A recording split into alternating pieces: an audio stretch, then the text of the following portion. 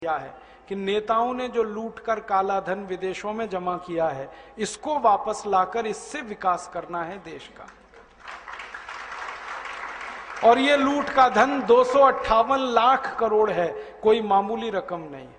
इसको वापस लाके विकास करना है। आप बोलेंगे ये कैसे आएगा? इसको वापस लाने के 4 रास्ते हैं। पहला रास्ता है कि जिन विदेशी बैंकों में ये धन जमा है, उन बैंकों में यह धन निजी संपत्ति के रूप में जमा है। व्यक्तिगत संपत्ति, किसी नेता की, किसी अधिकारी की व्यक्तिगत संपत्ति, निजी संपत्ति। अगर हम इस धन को राष्ट्र की संपत्ति घोषित करा सकें तो यह धन किसी भी बैंक में जमा नहीं हो सकता, यह वापस आएगा भारत में। क्योंकि अंतर्राष्ट्रीय बैंकिंग व्यवस्था का एक नियम है, किसी भी देश की राष्ट्रीय संपत्ति उसी देश में जमा होती है, वो जिस देश की होती है, दूसरे देश में जमा नहीं हो सकती। तो अब तक जो जमा है वो निजी संपत्ति है, हम इसको राष्ट्र की संपत्ति बना दें तो ये वापस आएगा। आप बोलेंगे ये कौन करेगा? इस काम को करने के लिए 2 संस्थाएं हमारे पास हैं। एक का नाम है सुप्रीम कोर्ट और एक का नाम है संसद। सुप्रीम कोर्ट की ताकत है कि वो किसी भी संपत्ति को राष्ट्रीय संपत्ति घोषित कर सकता है। और सुप्रीम कोर्ट ने एक बार ऐसा किया था, यूरिया घोटाला हुआ जब नरसिम्हा राव के जमाने में, तो 133 करोड़ रुपए चला गया था देश के बाहर। सुप्रीम कोर्ट ने उसको राष्ट्रीय संपत्ति घोषित करके वापस मंगा लिया और स्विस बैंक से वो 133 करोड़ रुपए वापस आ गया। और पता है, वो नरसिम्हा राव के बेटे के खाते में जमा था। हाँ, और सुप्रीम कोर्ट ने नरसिम्हा राव के बेटे को जेल भेज दिया। प्रधानमंत्री के बेटे को जेल भेजा था, वो मैं भूला नहीं कभी भी। सुप्रीम कोर्ट में इतनी ताकत है। तो हमने सुप्रीम कोर्ट में एक मुकदमा लगाया है अभी 6 महीने पहले, ये जो भारत स्वाभिमान नाम की संस्था है ना, इसकी तरफ से। और मुकदमा हमारा एक ही है कि अगर यूरिया घोटाले का पैसा सुप्रीम कोर्ट ने राष्ट्र की संपत्ति घोषित किया था, तो चारा घोटाले का भी राष्ट्र की संपत्ति है, बोफोर्स घोटाले का भी राष्ट्र की संपत्ति है, सभी घोटालों का पैसा राष्ट्र की संपत्ति है। और इस तर्क से अगर सुप्रीम कोर्ट सहमत हो जाए तो 258 लाख करोड़ को राष्ट्र की संपत्ति वो घोषित कर सकता है। और ये घोषणा होते ही हम इंटरनेशनल कोर्ट ऑफ जस्टिस में जा सकते हैं फैसले को लेकर, और आईसीजे ऑर्डर करे तो दुनिया के 70 देशों की बैंकों को पैसा वो वापस करना पड़ेगा भारत को। इस उम्मीद में मुकदमा लगाया है हमने। 6 महीने हो गए, 6 महीने तक ये मुकदमा स्वीकार नहीं हुआ, बहस होती रही कोर्ट में, और अब स्वीकार हो गया है। कोर्ट ने तैयार मान लिया कि अब ये मुकदमा सुना जाएगा। 6 महीने लगे और कोर्ट ने अपने को कन्विंस करने के लिए सब तरफ से जानकारी मंगाई। हमने कहा, उतने पे विश्वास नहीं किया कोर्ट ने। एक अंतर्राष्ट्रीय संस्था को कॉल किया कोर्ट ने, उसका नाम है ट्रांसपेरेंसी इंटरनेशनल। उन्होंने आके सारे दस्तावेज कोर्ट में पेश किए कि भारत का कितना ब्लैक मनी। फिर और एक संस्था को कॉल किया कोर्ट ने, उनका नाम है टैक्स जस्टिस नेटवर्क। उनको बुलाया, उन्होंने दस्तावेज दिए। फिर भारत के तमाम बड़े अधिकारियों को बुलाया कोर्ट ने, एनफोर्समेंट डायरेक्टरेट के, पूछा कि आपको मालूम है विदेशी बैंकों में खाते हैं? उन्होंने कहा हाँ खाते हैं। फिर सीबीआई वालों को बुलाया। जब सब तरफ से कोर्ट कन्विंस हुआ तो कोर्ट ने मुकदमा स्वीकार कर लिया। अब कोर्ट ने नोटिस दिया है सरकार को, और सरकार को पूछा है कि ये 258 लाख करोड़ किस किस का है, जल्दी से कोर्ट को बताया जाए। अब सरकार की हालत थोड़ी खराब है, क्योंकि जिनका पैसा है वो ही सरकार चला रहे। तो सरकार ने कोर्ट में टालम टोल करना शुरू किया है। ये टालम टोल वो थोड़े दिन करने वाले हैं, ये हमें मालूम है, क्योंकि वो बताएंगे नहीं कभी भी। तो हम सुप्रीम कोर्ट को एक दिन एक बात कहेंगे कि टालम टोल 6 महीने, साल भर, 1.5 साल, 2 साल, 3 साल, कितनी? फिर हम सुप्रीम कोर्ट को कहेंगे आप तो एक्स पार्टी जजमेंट दे दो, और कोर्ट को ताकत है वो करने की। और हम कोर्ट को कहेंगे ये नहीं बता रहे किसका पैसा है, आप तो ये कह दो जिसका भी पैसा है वो भारत की राष्ट्रीय संपत्ति है, बात खत्म हो गई। और उम्मीद है कि कोर्ट ये फैसला देगा और ये फैसला हुआ तो 258 लाख करोड़ वापस आएगा। दूसरा रास्ता है अपने पास, वो ये कि हम संसद में अगले 4 सालों में एक प्रस्ताव पास कराना चाहते हैं, और वो प्रस्ताव ये है कि 15 अगस्त 1947 के बाद जितना भी धन भारत से बाहर गया वो भारत की राष्ट्रीय संपत्ति है। बस किसी का नाम नहीं लेना, किसी की बात नहीं कहना।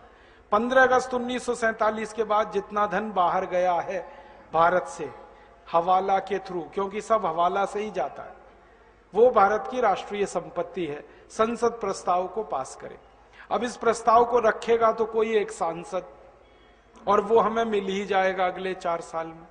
कोई तो माई का लाल मिलेगा, ऐसा तो नहीं है कि सब मर गए। और प्रस्ताव जब रखा जाएगा तब बहस होगी। बहस वाले दिन हम देखेंगे कि कौन कौन इस प्रस्ताव का विरोध कर रहा है।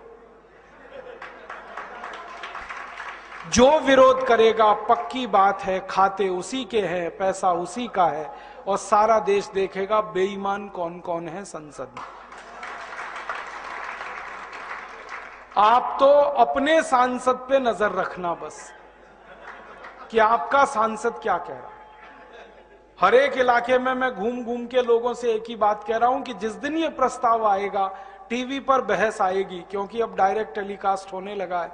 आप अपने सांसद पे नजर रखना वो क्या कर रहा है, आपको पता चल जाएगा वो बेईमान है ईमानदार है। अब संसद में या तो प्रस्ताव गिरेगा या पास होगा। गिरेगा तो विरोध करने वाले सांसद ज्यादा चाहिए, तो सारा देश देखेगा बेईमान और हरामी कौन कौन है इस देश में। और या सांसद डर के मारे विरोध नहीं करेंगे तो झटके में प्रस्ताव पास हो जाएगा, और प्रस्ताव पास हुआ तो कानून बनेगा।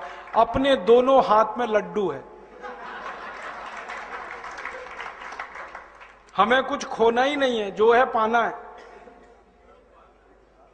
तो या तो बेईमानों को एक्सपोज करेंगे पूरे देश में, और घूम घूम कर कहेंगे कि ऐसे हरामी और बेईमानों को दोबारा चुनकर मत भेजो जो विदेशी पैसे को वापस लाना ही नहीं चाहते, जो देश को अमीर होने ही नहीं देना चाहते, जो गरीबी मिटने ही नहीं देना चाहते इस देश की। तो या तो उनके खिलाफ लड़ाई शुरू होगी, जंग, और वो आखिरी जंग होगी। या तो वो रहेंगे या तो हम रहेंगे, बीच में कुछ नहीं होगा। और अगर प्रस्ताव पास हो गया तो कानून बन गया, तो पैसा आ जाएगा 258 लाख करोड़। तीसरा और रास्ता है अपने पास, हम इस पूरे 258 लाख करोड़ का ब्यौरा लेकर इंटरनेशनल कोर्ट ऑफ जस्टिस में जा सकते हैं और दुनिया के 70 देशों के खिलाफ प्रतिबंध लगवा सकते हैं। अमेरिका ने अभी ऐसा किया। आपको मालूम है अमेरिका में भी भ्रष्टाचार है, वहां के भी लूटखोर नेता हैं, उन्होंने भी स्विस बैंक में खाते खोल रखे थे। बराक ओबामा ने अभी एक झटके में वो सब ठीक किया है। उसने कानून बनवाया पहले अपने देश में, और वो कानून से पैसा ले आया। स्विस बैंक से 780 अरब डॉलर लाया निकाल के बराक ओबामा, और उसने अपनी इंडस्ट्री में लगा दिया वो पैसा। और अमेरिका के 19,780 खाते बंद कराए उसने। तो ये बराक ओबामा अगर कर सकता है तो भारत भी कर सकता है। बस अंतर इतना है कि अमेरिका को बराक ओबामा मिल गया है, भारत को एक बराक ओबामा की तलाश है। अगले 4-5 साल में मिलेगा, कोई ना कोई तो निकलेगा। भारत माता वीर विहीन नहीं है, निपूती नहीं है, बांझ नहीं है। जब जरूरत पड़ती है इस माता ने बड़े बड़े लाल पैदा किए हैं देश की समस्याओं का समाधान करने। आगे भी होगा, इसका विश्वास है हम। और ये काम हम बराक ओबामा की तरफ से भी कर सकते। बराक ओबामा ने अभी एक बहुत रोचक बात कही। हमारे प्रधानमंत्री गए थे अमेरिका, अभी मालूम है मनमोहन सिंह अमेरिका गए। बराक ओबामा ने मनमोहन सिंह को ऑफर किया, देखो मैंने स्विस बैंक से पैसे निकाल लिए, आपको निकलवाने? ऐसे ही बोला उसने, आपको निकलवाने, मैं मदद करता हूं आपकी। तो मनमोहन सिंह की ऊपर की सांस ऊपर, नीचे की नीचे, ना हां कहा ना कहा। फिर उसने कहा मैं भारत की मदद करना चाहता हूं सीरियसली इस काम में, और मैंने जैसे पैसा निकाला है स्विस बैंकों से मैं वो बताना चाहता हूं, आप ऐसे निकालो। अब मनमोहन सिंह चुपचाप लौट आए, क्योंकि उनको बोलते ही नहीं बनता, क्योंकि सरकार चलाने वालों का पैसा है, बात ही नहीं करते वो। तो बराक ओबामा तैयार है, वो कहता है मैं मदद करूंगा भारत की। क्यों? वो कहता है भारत की मदद इसलिए करनी है, भारत महान देश है, ये वो बोलता है। और भारत की महानता जब वो गिनाता है ना, तो सबसे पहले कहता भारत बजरंगबली का देश है, हनुमान जी का देश। और वो हनुमान जी का भगत है बराक ओबामा। उसने मंदिर बनाया, मालूम है? आधा ईसाई आधा मुसलमान बराक ओबामा हनुमान जी की पूजा कर रहा। जब वो चुनाव लड़ रहा था तो उसने बजरंगबली का मंदिर बनाया, जयपुर से मूर्ति मंगाई थी, स्थापित कराई। और पहला राष्ट्रपति है अमेरिका में जिसने दिवाली मनाई अभी। हाँ, दिवाली को हनुमान जी की पूजा होती है ना, उसने की वहां, पंडित जी को बुलाया उसने। और वो कहता भारत महान देश है क्योंकि महात्मा गांधी का देश है। वो महात्मा गांधी को गुरु मानता है अपना। उसके घर में एक ही फोटो है, वो महात्मा गांधी की। वो कहता है इसलिए मैं भारत की मदद करना चाहता हूं। अब भारत सरकार ही तैयार नहीं है मदद लेने के लिए। तो ये अपने पास और एक रास्ता है। तो अपने पास 4 रास्ते हैं। एक चौथा रास्ता है कि हम खुद चाहें तो स्विट्जरलैंड से दादागिरी करके ये पैसा ला सकते हैं। स्विट्जरलैंड के पास ना आर्मी है, ना एयरफोर्स है, ना नेवल फोर्स है, छोटा सा देश है। हाँ, जनसंख्या भी इतनी कम है जितनी तो हमारे एक जिले में है, उतनी तो स्विट्जरलैंड पूरे देश में नहीं। मैं तो मजाक में कभी कभी ये कहता हूं कि सारे भारतवासी, माफ करना ये कहने के लिए, इकट्ठे होके पेशाब कर देंगे तो स्विट्जरलैंड बह जाएगा।